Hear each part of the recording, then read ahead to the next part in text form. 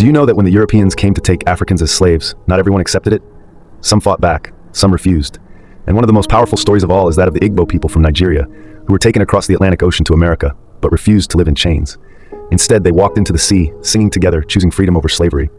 It all began in southeastern Nigeria, where a group of Igbo men and women were captured by European slave traders. They were chained and forced onto a ship heading to America. Their destination was Georgia, where they were meant to be sold to work on plantations. After many weeks of suffering through the painful journey across the Atlantic, the ship finally arrived in Savannah, Georgia. From there, the captives were placed on a smaller boat going to a place called St. Simon's Island. But the Igbo had other plans. These were people of pride, courage, and unbreakable spirit. According to the story, as the boat approached the shore, the Igbo rose up against the crew. They fought back fiercely, even while still chained. Some accounts say they overpowered the sailors, others say they refused to move when ordered off the boat. But what is remembered most is what happened next.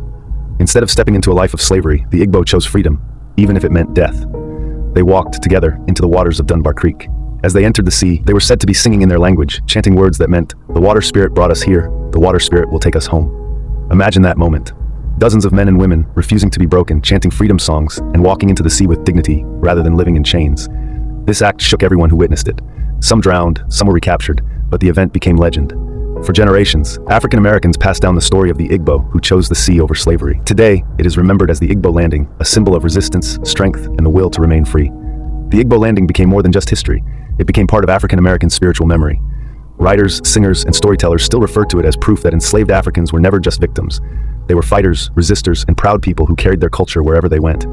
And even now, on St. Simon's Island, people say the spirits of those Igbo can still be felt near the water, whispering their songs of freedom.